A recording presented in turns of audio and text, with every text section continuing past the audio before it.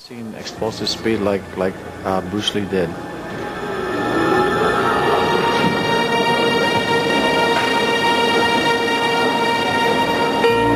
A television producer. What if I told you that the secret to becoming a legend isn't talent, but ritual? What if the difference between greatness and mediocrity lies not in what you're born with, but in what you do every single day? In the world of martial arts, one man proved this truth more dramatically than any other. At just 135 pounds, Bruce Lee generated more striking power than fighters twice his size. He could perform two-finger push-ups, hold a 75-pound barbell at arm's length for several minutes, and execute a punch so fast that cameras struggled to capture it. But how? What daily practices transformed this ordinary man into the most influential martial artist in history? While most of Hong Kong slept, Bruce Lee was already awake. His day began at 5 a.m. sharp, not with coffee or breakfast, but with a grueling ritual that would make Olympic athletes wince. A punishing, all-out run designed to push his cardiovascular system to its absolute limits before most people had even opened their eyes. To me, the extraordinary aspect of martial arts lies in its simplicity, Lee once said. The easy way is also the right way, and martial arts is nothing at all special. The closer to the true way, the less wastage of expression there is. But there was nothing simple about what followed this run. Drenched in sweat, Lee would immediately transition to 2 hours of technical martial arts practice. Every punch, every kick, every stance meticulously refined with scientific precision. He treated his body like a laboratory, constantly experimenting with ways to generate more force with less effort. While others practiced moves, Lee studied the physics behind them. He analyzed the biomechanics of each technique, obsessively recording his findings in journals that read more like scientific research papers than workout logs. What made Lee truly revolutionary wasn't just his physical prowess, but his willingness to break with tradition. At a time when weight training was considered taboo in martial arts, Lee embraced it, but with his own dangerous twist. Between 9 a.m. and 11 a.m., Lee would engage in strength training sessions that combined Western bodybuilding with Eastern martial philosophy. He wasn't interested in building showy muscles. He wanted functional power that could translate directly to combat. One of his signature exercises was the dragon flag, a core movement so demanding that it tests the absolute limits of human abdominal strength. But perhaps most controversial was Lee's devotion to isometric training. For hours, he would push against immovable objects with maximum force, attempting to engage every muscle fiber in his body. He would hold positions of extreme tension until his muscles visibly trembled, pushing far beyond what most would consider the point of failure. Not daily increase, but daily decrease. Hack away at the unessential, he famously said. Yet his training schedule revealed a man who believed in ruthless addition before strategic subtraction. After a brief rest and light meal, Lee would begin his afternoon session at 2 p.m. While others might decrease intensity as the day wore on, Lee was just getting started. This 3-hour block focused exclusively on power and speed development. Using specialized equipment and rubber bands to create resistance, Lee would practice striking at maximum velocity against resistance. Every movement was performed at full speed, a dangerous approach that risked injury but developed his trademark explosiveness. Speed is a part of the quality of life, Lee wrote. Whoever uses speed is swift and fresh, but whoever does not use speed is slow and tired. To build his legendary speed, Lee employed a method that would make modern trainers nervous, wearing weighted clothing during high-velocity drills. This dangerous combination forced his muscles to adapt to both resistance and velocity, simultaneously creating the freakish power-to-weight ratio that became his trademark. By 4 p.m., when most people experience an afternoon slump, Lee would engage in his notorious isometric training, pushing against concrete walls, attempting to lift impossible weights, holding strenuous positions until complete muscular failure. Lee's approach to isometrics wasn't just about physical strength, it was about breaking mental barriers. Chuck Norris, who trained with Lee for 3 years, recalled, "Bruce had me holding a kick out for 30 seconds or more to build strength and endurance in the leg muscles. I thought my muscles were going to burst. Most would be exhausted after such a punishing day, but Lee was just entering the final phase of his ritual. From 7 p.m. to 10 p.m., he embraced a more holistic approach to mastery. This evening block began with skill-specific practice, honing the techniques that would later become legendary. But what truly set Lee apart was his dedication to mental conditioning. He would spend hours in meditation and philosophical study, believing that mental acuity was just as important as physical prowess. Lee devoured books on philosophy, psychology, and martial arts, filling their margins with notes. He maintained an extensive library of over 2,500 books, many annotated with his thoughts. This wasn't casual reading, it was intellectual combat training. Knowing is not enough. We must apply.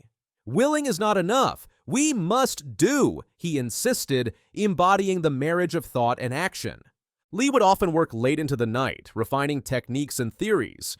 Even in sleep, his mind remained active. He kept a notebook by his bed to record insights that came during the night. The 1965 fight with Wong Jackman was Lee's turning point. After this unsatisfactory draw, he radically intensified his training, gaining 25 pounds of muscle while maintaining his speed. This transformation came at a cost. Modern sports medicine has identified severe risks in his methods: nervous system burnout, joint damage, and cardiovascular strain. Some experts even suggest these extremes may have contributed to his premature death at 32. Lee's true legacy isn't about mimicking his specific methods, but understanding his principles. He approached martial arts scientifically, treating his body as a laboratory and embracing cross-training decades before it became mainstream. I fear not the man who has practiced 10,000 kicks once, but I fear the man who has practiced one kick 10,000 times. His greatest lesson was that greatness isn't born. It's built daily through deliberate practice pushed to the limits of capability.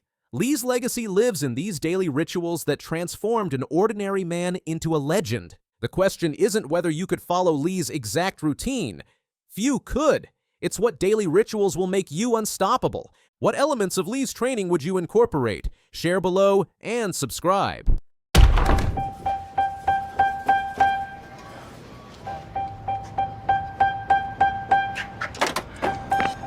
Rise and shine. For years, Leonardo DiCaprio has been instantly recognizable with his signature sandy blonde hair. It's been part of his identity, almost like a visual trademark. Do you love him? Pardon me? Do you love him? You're being very rude. You shouldn't be asking. From Titanic to The Great Gatsby, that soft golden hair has followed him through iconic roles and red carpet appearances. Funny. Look, it's my house. Fans have grown so used to this look that it's practically woven into how people imagine Leo. Charming, classic, and unmistakably blonde.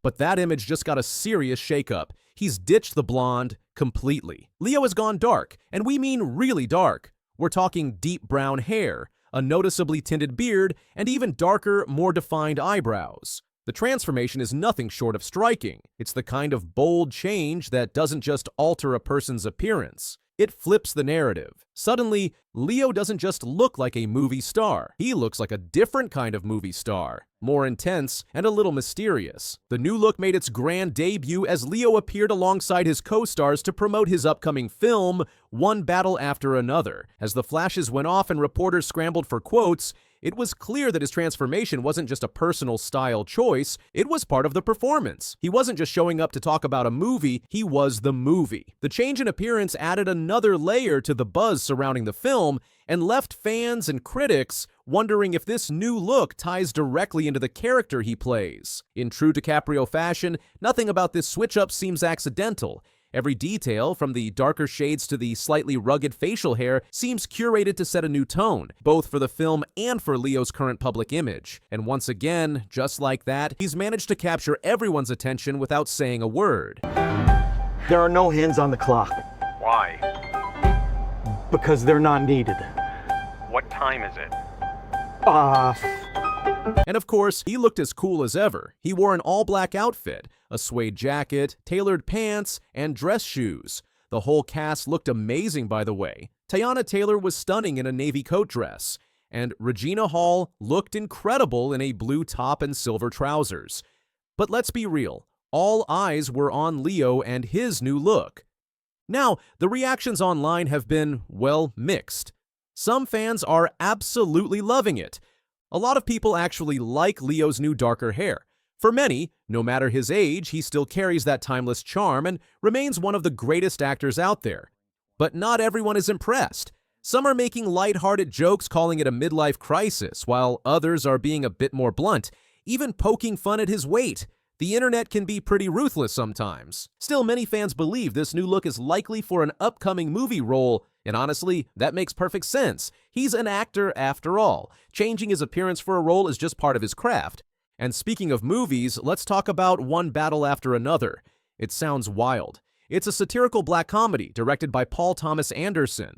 Leo plays a rebellious father who has to rescue his kidnapped daughter. The movie is based on Thomas Pynchon's novel Vineland, and it has a $140 million budget. Seriously, this sounds like it's going to be a must-see. This movie marks Leo's first leading role since Killers of the Flower Moon, which was nominated for a bunch of Oscars. He's not just known for his acting, he's also known for his dating life. And he's been making headlines recently because he's been dating Italian model Vittoria Soretti. She's 26, which of course has gotten people talking because there is an age gap between them. They've been together since 2023, and things seem to be getting serious. There have even been rumors of an engagement. Vittoria even talked about being in a relationship with one of the most desired people in the world, in an interview with Vogue France. She said that as long as their love is real, there's no reason to worry about the attention. That's a pretty cool way to look at it, right? Of course, Leo has been linked to a lot of famous women over the years, including Gisele Bündchen, Blake Lively, Rihanna, and Gigi Hadid, but it seems like he might have found something special with Vittoria. There were even some rumors that Leo was flirting with Teyana Taylor, one of his co-stars, but those rumors seem to have fizzled out. One Battle After Another is set to hit theaters on September 26, 2025. So mark your calendars, people. But back to Leo's transformation. Whether you love it or hate it, there's no denying it's become the talk of the town. Social media is buzzing, entertainment blogs are running headlines, and fans can't stop debating his new look. It's one of those rare moments in pop culture where a single image can set the internet on fire, and Leonardo DiCaprio knows exactly what he's doing. After all, this isn't just a random change, it's part of a calculated move. Leo's gearing up for the release of his latest film, and in the entertainment world, timing is everything. A bold transformation like this isn't just a personal choice, it's a publicity strategy. It grabs attention, sparks curiosity, and gets people talking not just about him, but about what he's working on. And whether viewers are fans or critics, one thing's for sure, they're paying attention. At the end of the day, that's kind of the whole point. In a media landscape that moves at lightning speed, staying relevant takes more than talent. It takes moments that capture public interest. Leo's transformation might seem dramatic, even polarizing, but it's doing exactly what it was meant to do. Keep him in the spotlight right when it matters most. So, what do you think of Leo's new look? Are you a fan of the dark hair, or do you prefer his classic blonde? Let me know in the comments below. And that's all for today, guys. Don't forget to like and subscribe for more celebrity news and updates, and I'll see you in the next video. The sound was unmistakable, a thunderous pop, like a gunshot. Bernhard Langer looked down at his left leg, his expression dropping as he realized what just happened. In February 2024, at 67 years old, the German golf legend wasn't on a golf course when his Achilles tendon ruptured. The winner of 47 PGA Tour Champions tournaments was playing pickleball. For most 67-year-olds, this catastrophic injury would mean the end of competitive sports. The rupture of an Achilles tendon typically requires 6 to 9 months of recovery for young athletes in peak condition. At Langer's age, many doctors would advise a permanent retirement from high-level competition.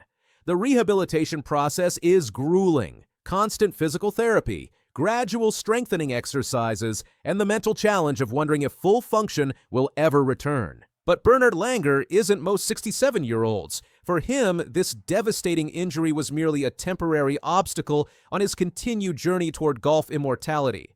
His mindset never wavered. Not during surgery, not during painful rehabilitation sessions, not when his left calf muscle withered to half the size of his right. 9 months after that fateful day on the pickleball court, Langer stood on the 18th green at Phoenix Country Club, lining up a 30-foot putt with historic implications. No legend of the game has matched this consistency on any professional tour. Not Jack Nicklaus with his record 18 majors. Not Arnold Palmer with his army of devoted fans. Not even Tiger Woods in his prime dominance. Incredible. Just incredible. He just defies anything. He's an absolute incredible golfer, said Ernie Els, himself a legend of the game. At 55, Els is considered a veteran on the Champions Tour. But to Langer, he might as well be one of the kids. Bernhard Langer's professional career began more than 5 decades ago. Born in Germany, he has called Boca Raton, Florida, home for over 40 years. His life priorities are simple: family and golf. Both occupy much of his time, especially playing a sport at a world-class level while approaching 70. During his rehabilitation, Langer worked through physical therapy exercises, grimacing through the pain, but never losing sight of his return to competition.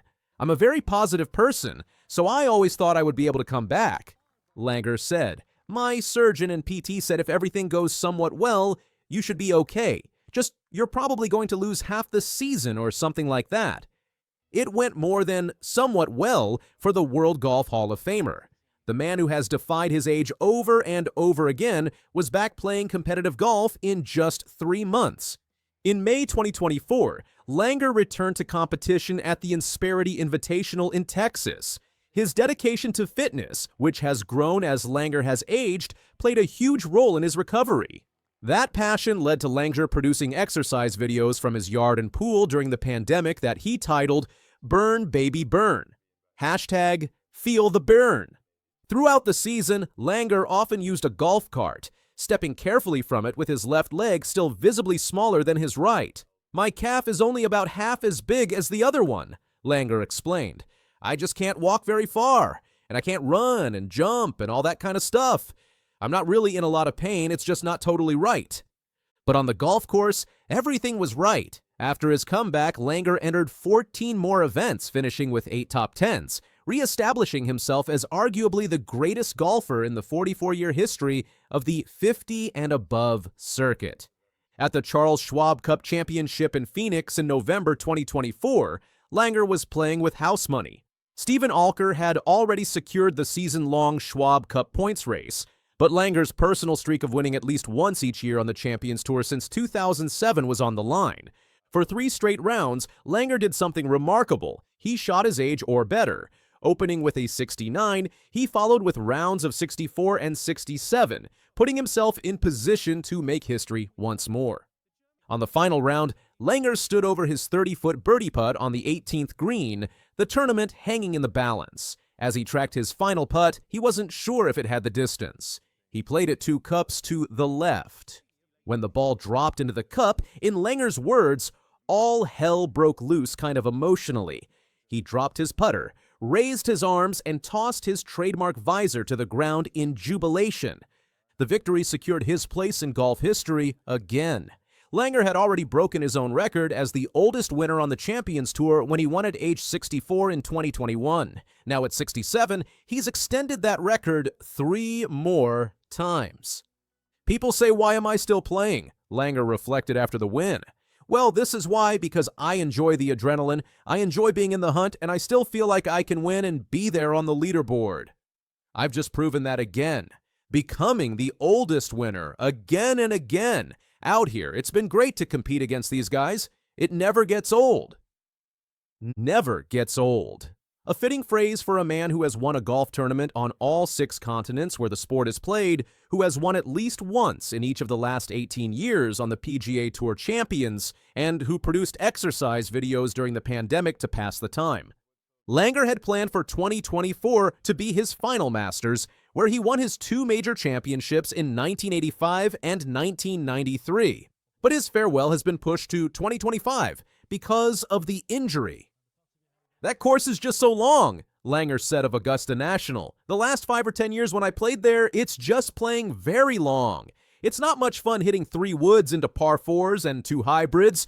The holes are made for 7, 8, 9 irons, and I'm coming in with some metal and other things." While the young guns of golf rely on cutting-edge technology, fitness regimens, and swing analytics, Langer has quietly built his own fountain of youth through disciplined preparation, competitive fire, and an unwavering positive mindset. His swing remains remarkably consistent despite his age.